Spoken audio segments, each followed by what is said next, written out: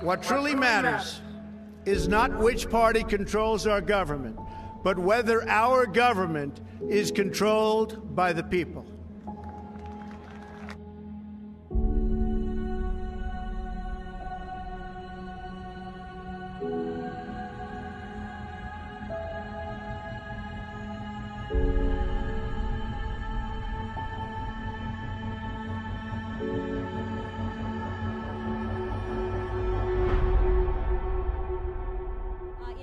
Our exit polls show that you have won. Is that right?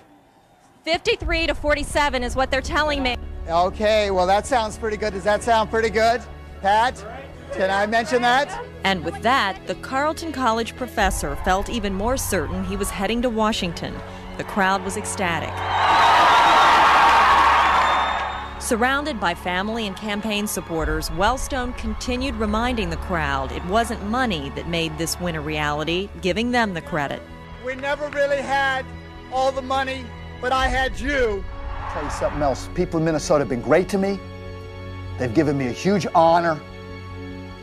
And I don't intend now to vote for something I don't honestly believe is right. The Iraqi regime has plotted to develop anthrax and nerve gas and nuclear weapons for over a decade. This is a regime that has already used poison gas to murder thousands of its own citizens, leaving the bodies of mothers huddled over their dead children. States like these and their terrorist allies constitute an axis of evil, arming to threaten the peace of the world. By seeking weapons of mass destruction, these regimes pose a grave and growing danger. They can...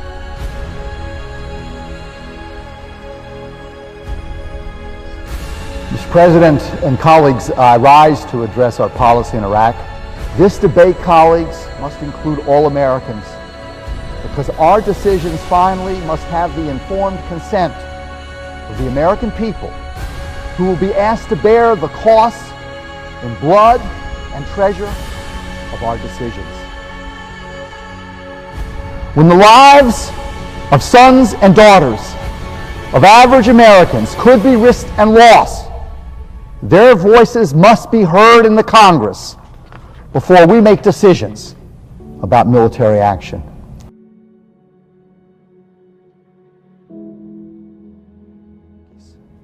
Authorizing the preemptive, go-it-alone use of force right now, which is what the resolution before us calls for, in the midst of continuing efforts to enlist the world community to back a tough new disarmament resolution on Iraq, could be a very costly mistake for our country.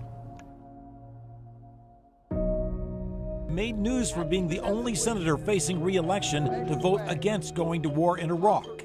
And then days later, the earth shook.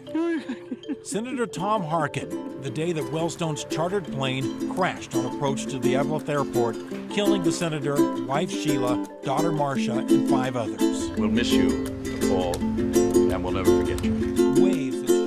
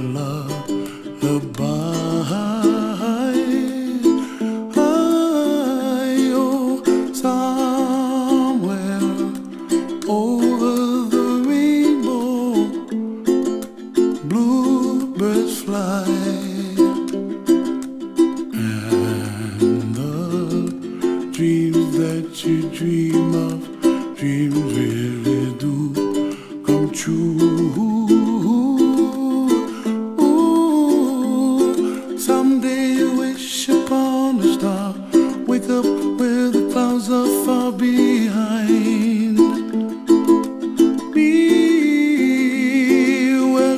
melts like lemon drops high above the chimney top. That's where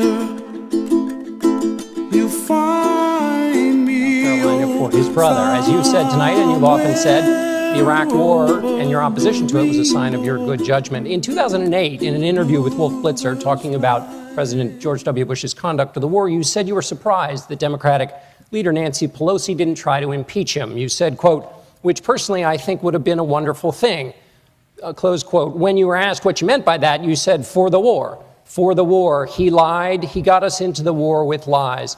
Do you still believe President Bush should have been impeached? Obviously, the war in Iraq was a big, fat mistake, all right? Now, you can take it any way you want, and it took Jeb Bush, if you remember at the beginning of his announcement, when he announced for president, took him 5 days. He went back. It was a mistake. It wasn't a mistake. Took him 5 days before his people told him what to say, and he ultimately said it was a mistake.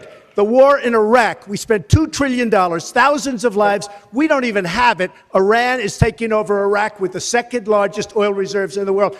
Obviously, it was a mistake. So George Bush made a mistake. We can make mistakes, but that one was a beauty. We should have never been in Iraq. We have destabilized the Middle East. But so you still think he should be impeached? I think it's my turn, isn't it? You do whatever you want. You call it whatever you want. I want to tell you, they lied. Okay. They said there were weapons of mass destruction. There were none, and they knew there were none. There were no weapons of mass destruction.